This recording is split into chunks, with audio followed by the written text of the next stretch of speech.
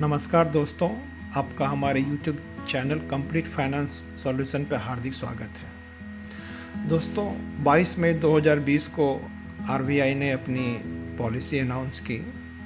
इस पॉलिसी का बहुत लोगों को इंतज़ार था, क्योंकि अर्थव्यवस्था की गति बिल्कुल पटरी से बिखरी हुई है। चारों तरफ मंदी की बात छाई जा रही है। ऐसे परिस्थिति में अर्थव्यवस्था को वापस अपने ट्रैक पर लाने के लिए RBI ने अपनी मॉनेटरी पॉलिसी जारी की है। इसमें जो खास बिंदु हो गए, खास करके MSME और कॉरपोरेट को, वो हम इस एपिसोड में देखेंगे। इसके जो बाकी पहलू हैं उसको हम अलग अलग टुकड़ों में आपको बताएंगे। दोस्तों, RBI ने सबसे प्रमुख रूप से क्या किया, जो रेपो रेट है वो 4.40% से घटा के 4% कर दिया। इसका मतलब ये हुआ कि बैंक जो RBI से पैसा लेती है उसके दर में लगभग 0.40% की कमी आई।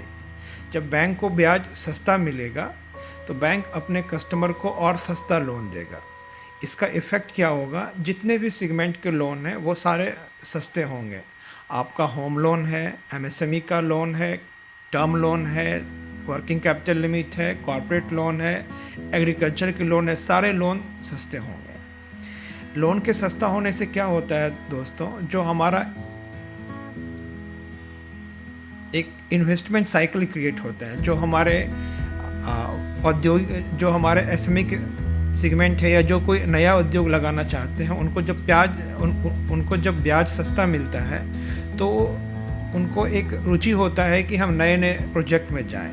इससे इन्वेस्टमेंट को बल मिलेगा और नए नए उद्योग आएंगे। दोस्तों, इस पॉलिसी को बनाने में RBI ने एक रिस्क लिया है, ग्रोथ वर्सेस इन्फ्लेशन। मतलब जब ब्याज दर कम होता है तो मार्केट में पैसे बढ़ जाते हैं, जब मार्केट में पैसा अधिक होता है तो इससे इन्फ्लेशन बढ़ जाता है।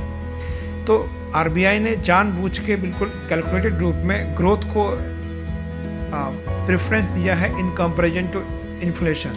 अगर हम देखें तो RBI ने अपने इस पॉलिसी में ये भी अनाउंस किया है कि 2020-21 में जो ग्रोथ रेट होगा वो नेगेटिव होगा। मतलब जो हमारा लास्ट ईयर GDP जितना था, मान लीजिए 100 रुपया था, तो उस 100 रुपये से कुछ कम होगा। ये लगभग 30-40 साल में पहली बार होगा।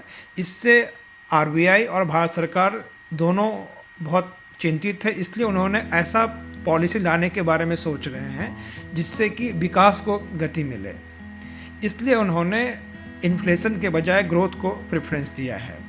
इससे दोस्तों, जो हमारा मेक इन इंडिया कैंपेन है या आत्मनिर्भर भारत है, दोनों को बल मिलेगा।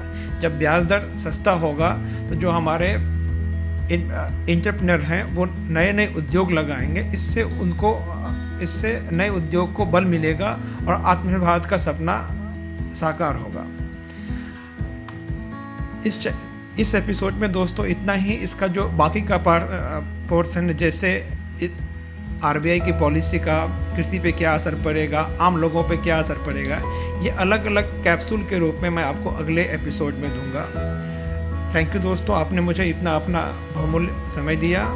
प्लीज़ मेरा रिक्वेस्ट है आपसे कि आप हमारा चैनल सब्सक्राइब करें और लोगों को फॉरवर्ड करें। ये जानकारी इम्पॉर्टेंट है, जो अभी जब इस परिस्थिति में इसको आगे बढ़ाएं और लोगों तक पहुंचाएं। Thank you.